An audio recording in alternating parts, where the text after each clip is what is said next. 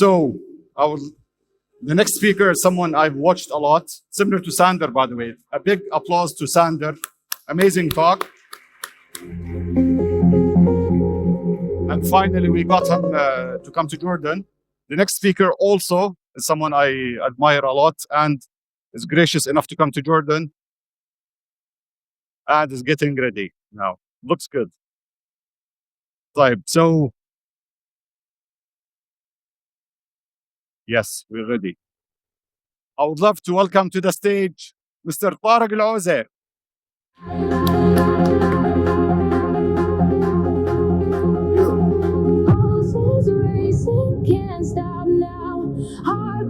Hello, everyone. Hi, I'm so happy. I'm so excited to be here with you all today, speaking at my first ever conference. I have never spoken at a conference before, and I'm so honored to be with you today, to be considered by the team at Expand. I really appreciate that, especially to be among some of the most brilliant people we have in the region, that I personally so eager to listen from them and learn from them. And I really want to extend my gratitude to Tambi Jaluqa and the rest of the team at Expand, to Randa Baroza, Mohammed Al-Qura'in, and the rest of the team. You guys have done an amazing job putting all of this together, putting all of us under one roof to learn from each other and to hopefully build meaningful and long-lasting connections. So give it up for the team of Expand. Thank you. And I urge also the new generation, especially my friends and colleagues, the students, the recent graduates, please take advantage of this. Build as many connections as you can. Talk to as many people as you can. Take advantage of this. This is a great opportunity that will leave a long-lasting impact on you. And the best part of Amman, the best part of Expand that it's happening in Amman, and it's my hometown. I was born here, and I was so honored to be considered as a speaker here. And I landed a couple of days ago, Thursday evening, and once I landed, I was full of feeling of euphoria, full of joy and happiness that I'm going to speak at my hometown. So I picked up a rental car and I was driving towards Amman, full of joy. And as I was driving, there was another guy who was driving beside me, and he started honking at me. Then I was like, what? Half an hour in Amman and somebody already recognized me? How amazing is this? So the guy started doing this. And then I opened my window with a smile from Dan, as we say in Jordan, from ear to ear. And then the guy yelled at me. He was like, "Wala kif tahdawak ya hmar," which translates to, "Open your lights, you idiot." I was like, half an hour in Amman and my fellow Jordanians are already saving my life. How amazing is this? No, I love Amman. I really love Amman. Yeah, it's true that it's so crowded. Traffic is everywhere. It takes you forever to go from one point to another. Prices have skyrocketed. Everywhere is so expensive. People are so angry all the time. But I love Amman. I really love Amman. Thank you. Thank you. I don't live in Amman, by the way.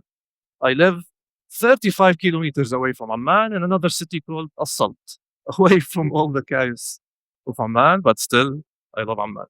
And it's the city where I was born. And I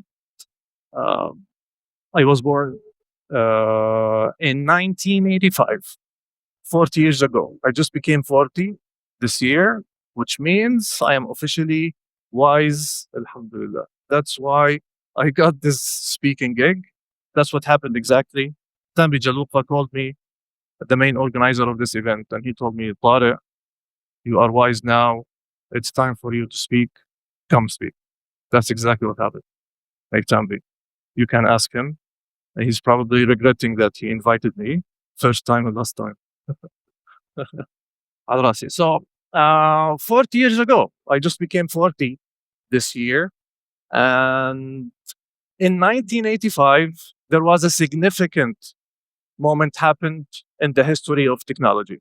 It was a very significant year. And the reason for that is the release of the first ever Windows by Microsoft that has a graphical user interface. There was other operating systems with a graphical user interface made by competition, but it was the first ever that was done by Microsoft with the release of Windows 1 in November 20th, 1985. And everybody in the industry was anticipating this moment. They wanted to see what Microsoft would do in this new category, considering their position in the market with MS-DOS. So everybody wanted to see what Microsoft would do. And do you know how the reception was for Windows 1? It was terrible. It went so terrible that it became the joke of the industry. Everybody mocked it, starting from stealing from competition and making it worse, to eating so much computing resources, to slowness, to clumsiness, and the list goes on. But Microsoft, they didn't give up. They kept iterating on it, releasing Windows 2, still sucked. And then Windows 3 started to get some traction. And then there was the pivotal moment of the history of Microsoft with the release of 95. It made a huge impact on the world of technology that by the late 90s, they reached to market domination. Where, oh, heck.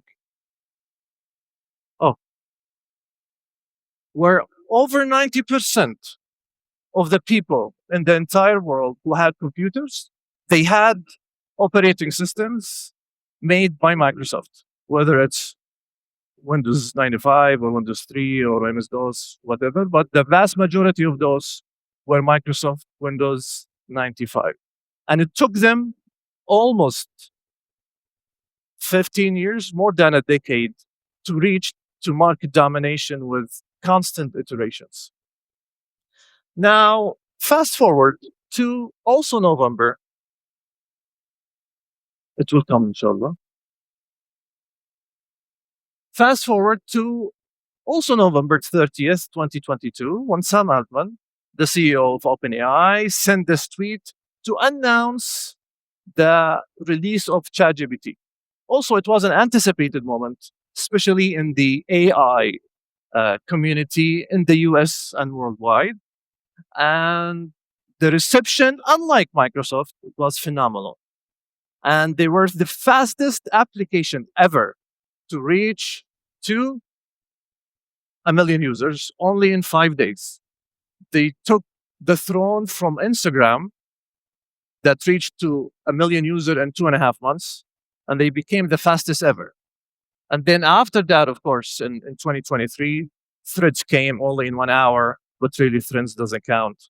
So really, ChatGPT, the reception was phenomenal.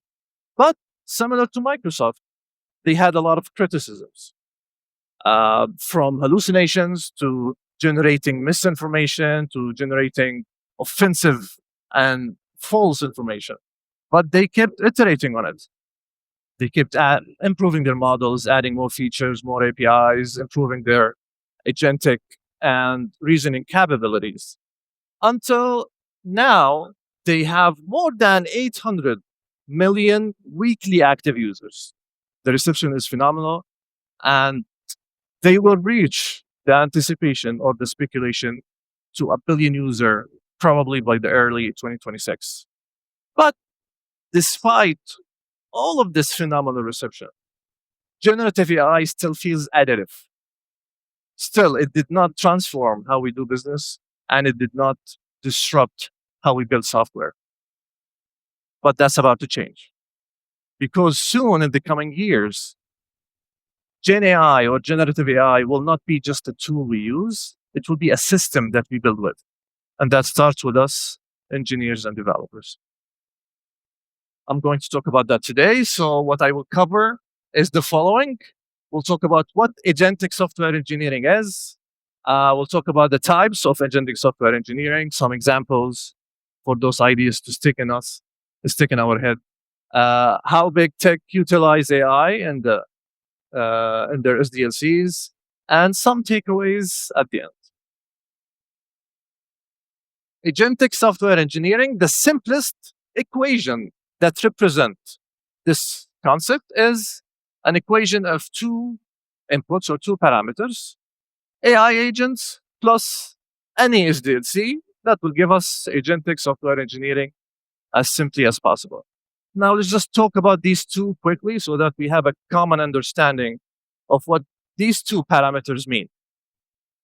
Sander covered some part of what an SDLC mean, or their version of working with SDLCs, but this is a common definition. If you Google now SDLC, you will see multiple variations of its definitions, but usually there is one core, which is what is referred to as the 4Ds: define, design, develop, and deploy. And then you can extend those processes into multiple processes underneath that. But that's the core for any SDLC. Now, that's one side of the parameter, the equation. Now, AI agents. What are AI agents? Similar to SDLC, there are so many definitions of AI agents. If you go to Google, if you go to Anthropic, OpenAI, LangChain, CrewAI, any producer of an agent now has a specific definition of AI agents. But also there is a common concepts between all of them. So I picked one common among all of them, and I expressed that into an equation of 4 input parameters. You will see that as a common thing between the different definitions from all of these different producers of LLMs and agentic capabilities. What are these? We have the LLM, right? The actions, context, and memory. Some definitions combine memory and context in the same thing, and they refer to it as state. Sometimes they blend them into one thing and they call it memory. But for the sake of explanation, I just decided to split all of them. Let's just give examples quickly so that we have a common understanding of what each one of these inputs mean. And of course, any AI agent will have a goal to work towards it. But just let's give examples of an LLM that has reasoning capabilities. That's very important.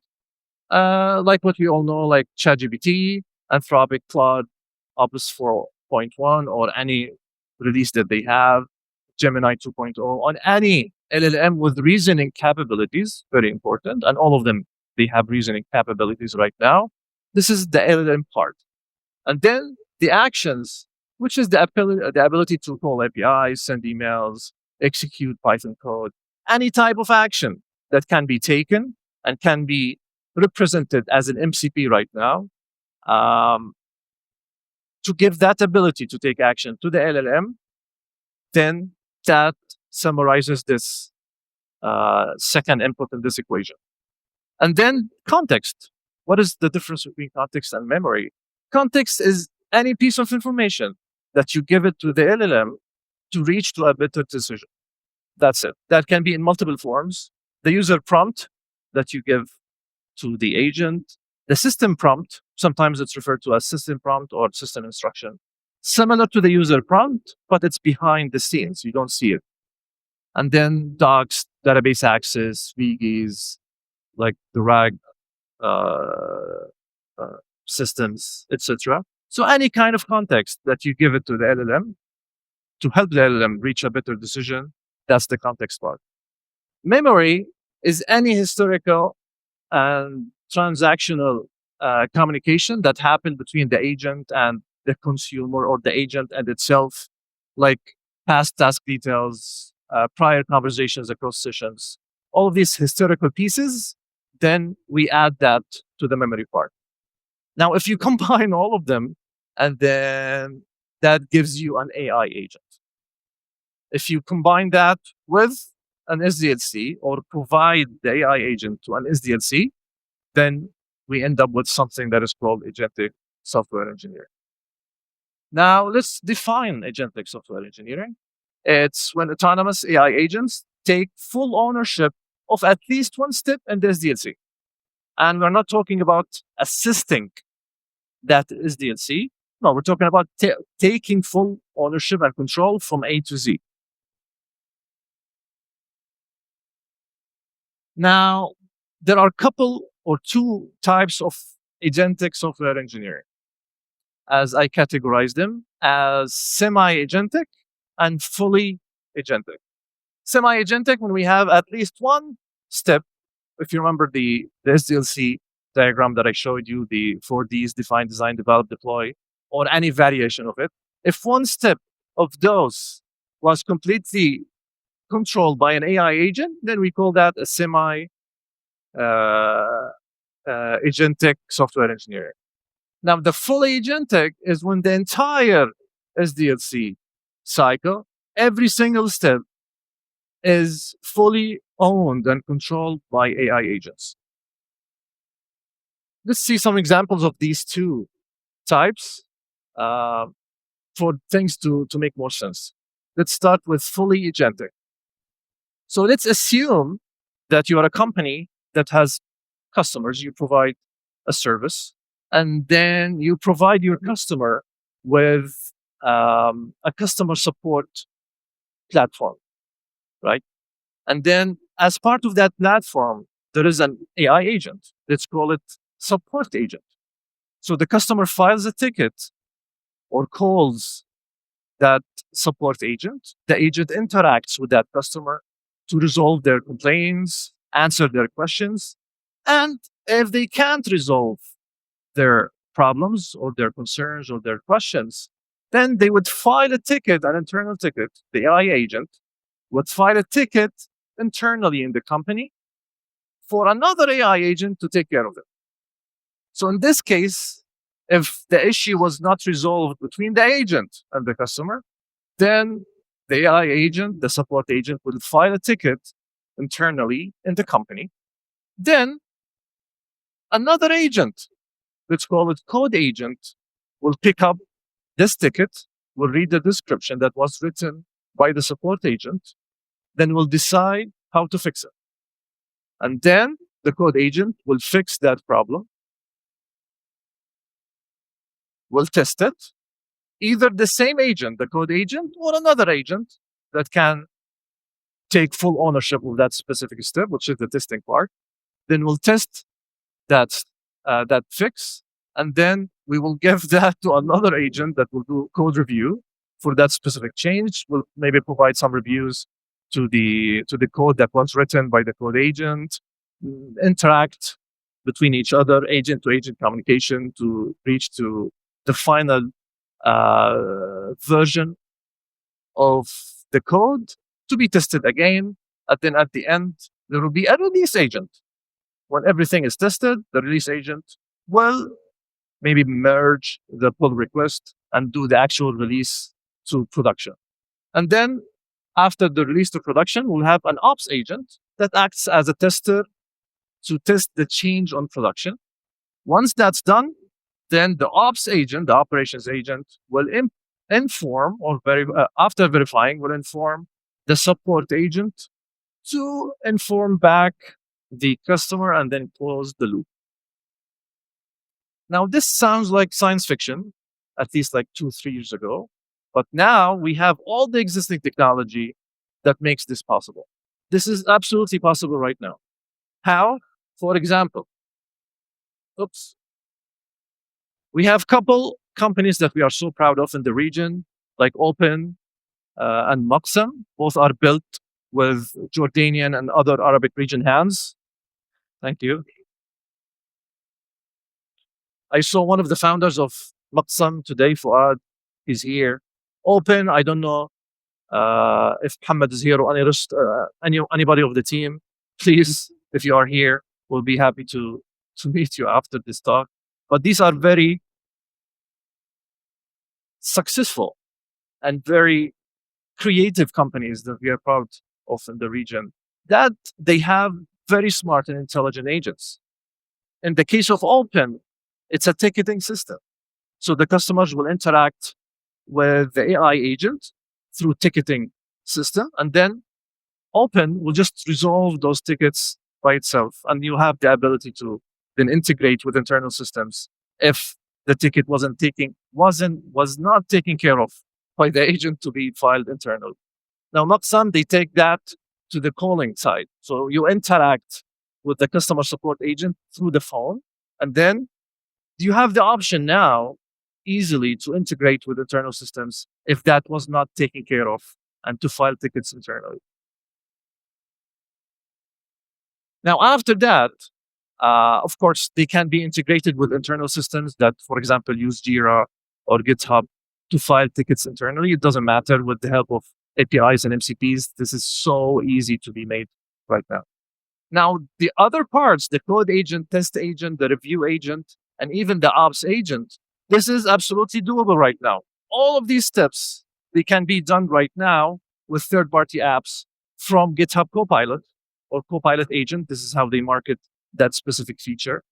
Amazon Developer Queue, Codex by OpenAI, and Devin AI. All of these, they provide these services right now that you can purchase a specific subscription, integrate that with your, let's say, ticketing or issue tracking app like Jira, and integrate that with your GitHub source code repository. And then you will be able actually to hand it off some tickets, like Jira tickets. They will take care of that. They will read it, analyze it, fix it, test it, and review it and release it. All of this is absolutely doable right now. And all of these companies, and maybe others as well, they provide that service. So having an SDLC that is fully agentic, that's absolutely doable right now. Now, semi-agentic, this is more simple and this is more realistic right now. And a lot of companies started to adapt this model. For example, before this is another scenario. Now we're talking about the semi-agentic. So in this example, let's assume that in this specific SDLC, at your company, you have a PM, a product manager, that is working closely with a designer to design a feature. Simple. We all have been through such an SDLC before. The product manager work with a designer to design a feature. Of course, they will generate maybe a document, maybe some Figma designs, some other types of design, maybe some PDFs using Adobe Suite tools. And then they will document those in an issue tracking system like Jira, for example. And then they will create those designs using Figma or Adobe Suite. And then they will give it to engineers. These are still humans. We are not talking about any AI agents. And then engineers, they can use now AI assistant tools like Copilot, Windsurf, Cursor, or any AI assistant right now. And then they'll develop, test, and create docs. And now we have an AI agent. Now, instead of having peer reviews, now the reviewing part can be done completely by an AI agent. And then after the review is done, which can be used also using these tools that I talked about, like Copilot, Copilot Agent, Amazon Developer Queue, OpenAI Codex, and Devin AI. All of these, they have existing services that can just plug and play. And then they will review. There will be a back and forth. The AI, the coding agent or the review agent will provide some maybe feedback. You will resolve this feedback. You will engage in a conversation with the agent. You will resolve all their comments. They will give you a ship it, and then you give it to QA. The QA will test it. The QA can be the same as the engineer. This is just an example of an SDLC. After the test, a release agent will come to merge the pull request, release it to staging or prod, and the QA will test it again just to verify that the fix or the new feature is working as expected, and then inform the PM that we are on track and the feature has been developed. So this example of an SDLC that we all probably went through to develop new features shows you like a couple of steps that we have in the SDLC that is completely taken care of by AI agents. Thus, we call this SDLC a semi-agentic software engineering SDLC. Now let's watch out for the myths. Because when we see this, especially with the fully agentic SDLC, we might assume إنه خلاص يعني إنه all developers are not needed, all SDLCs will be completely agentic, and that's completely unrealistic. There are thousands, unlimited number of SDLCs. Every company, they have their own SDLC. Every company, they have even multiple types of SDLCs. They use their own versions that fit their own use, and we saw Sander also talking about that as well. So to someone to come and say that there will be all SDLCs will be agentic, that's completely false and unrealistic.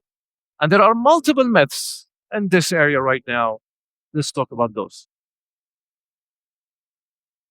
AI will replace engineers. This does not make any sense and completely false. And there are no studies or no data that suggests this. And specifically, when we talk about scientific researches, there was a research that was released recently in July by MIT. A lot of people in the industry are quoting this study to talk about the AI boom, because in the study, they talked about like 95% of companies that are built using AI, or they market themselves as AI companies, they failed, or they are failing to generate revenues. So that forced a lot of people in the industry to talk about an AI boom. In the same study, it showed that there is no evidence whatsoever that any layoffs that is happening in the world right now, especially in the US, that is connected to AI.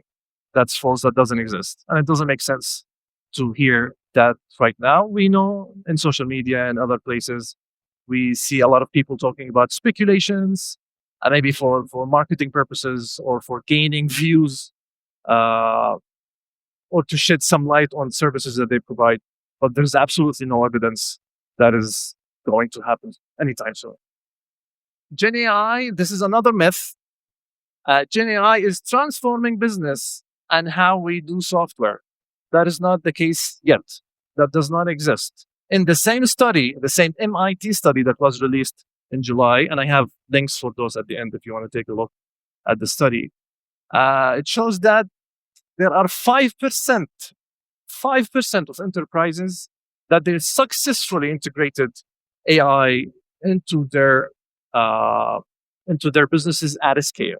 Only 5% based on the study. So to say that Gen AI is transforming business right now, that's absolutely false. Gen AI is being adopted a lot in businesses, but to transform the business, that doesn't exist yet. Oh, perfetto. Yeah. Okay. Next. Another myth. AI always increases productivity. That's another myth and completely false. And let's talk a little bit about that. And I have 7 minutes left. Okay, so there are two studies that I love. I want to quote. I'll talk about them quickly. So in this study, it was released by Stanford University from California in June 2025, just a few months ago. And this study covers more than 600 companies that with 100,000 engineers, millions of commits, billions of lines of code, and 80% of them are private repos. They are not exist for the public. So based on this study, it shows that if you look at the green line, as the code base increases, the productivity decreases using AI. For example, if you look at the far left, we have here small repos with 1,000 line of codes. If we see the estimated productivity gain from AI is about 60%. And as the code base grows to above 1 million, then it's almost no productivity gain from using AI assistant tools or using AI agents.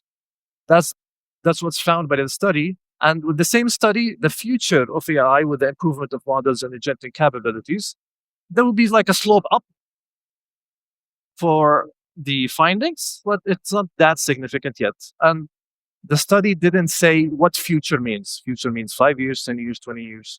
There was no evidence of that. So the second study that I want to mention is from an independent institute called Meter, Model Evaluation and Threat Research. It's an independent research in the US that specifically studies the impact of AI agents. And this is an amazing study that I really loved. What they did is the following. They got 16 experienced engineers, and those engineers were working on open source projects. And these open source projects, they have 22,000 stars on GitHub. They are above 1 million lines of code, so they are really huge code bases. And all of them, when they were given AI assistant tools, all of them, just to unify the experience of using AIs, they gave them Cursor Pro with the access of the latest Claude models at that time. This is the time of Sana. And they gave them $150 per hour. But anyway, so then what they did is the following. It's very interesting. They gave them 246 tasks. When we say tasks, we're talking about adding more features, code refactor, fixing bugs, etc. The similar tasks that we do as software engineers. And then they gave those tasks randomly to the experienced engineers. Randomly, like they give them, let's say, a couple of tasks to use AI, and then a couple of tasks to solve them or take care of them without the use of AIs, and then measure the productivity in each bucket. Then this is before the study. Before the study, they did a forecast, an expectation of what's going to happen.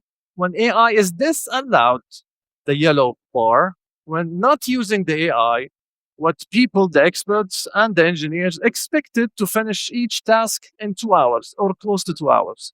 And then the forecast for using AI is that AI will just make accomplishing the tasks lesser in time to a little bit less than an hour and a half. Now, what they found is striking based on the specific language of the study. What they found is when AI is disallowed, not allowed, actually they perform better than they forecasted with a close to an hour and a half for each task. And then when using the AI, what happens is that finishing the tasks actually got longer. So they exceeded 2 hours when AI was used to resolve these tasks.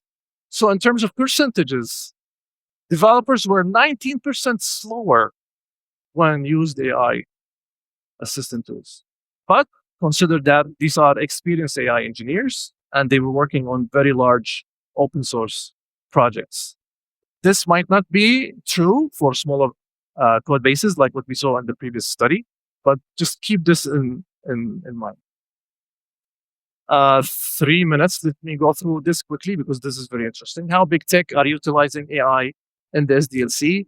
For example, Shopify, they have an issue tracking tool similar to Jira, but they call it Get Shit Done, and they integrated with LLM to summarize tasks and provide summaries to whoever is interested in this information. But no more agentic capabilities.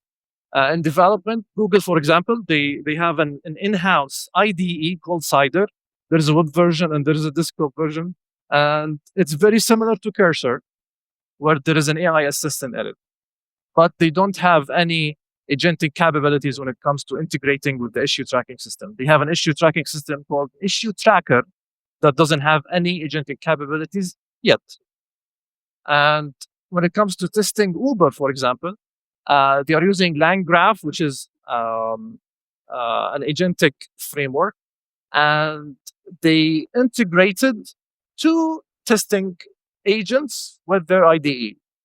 They have something called Validator, which is an AI agent that flags best practices, violations, and security issues, that scans the code and flags those. And they have another coding agent or AI agent called AutoCover that will auto-generate tests for the feature that you work on or for a specific code base. When it comes to code review, a lot of companies are doing this. Example, Microsoft, because they have their own coding agent. So they use it to review, and also they are all now experimenting with the Copilot agent to code as well. And this slide just to show you that everybody is experimenting right now. Nobody has figured it out yet when it comes to using agentic capabilities in the SDLC. So everybody is experimenting. Nobody has created standards. There are no standards for all of these things. So please experiment. Let me go through this quickly. This is just to show you the AI stack and where the apps layer actually lays. So many logos here. You will get the chance to see all of these slides at the end. Or you will have the chance to download or get access to the slides at the end. And I'll skip this. Takeaways. It's not too late to start, as we saw. Everybody is experimenting. Empower your engineers, please.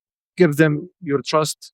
Give them the tools that they need to experiment with AI, provide hackathons, celebrate small wins, and maybe for the new founders, allocate some budget for AI experiments.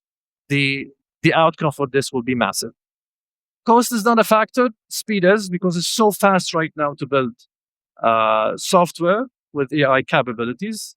But speed is the factor. And AI increases engineering productivity, yes, but not all the time. Thank you very much.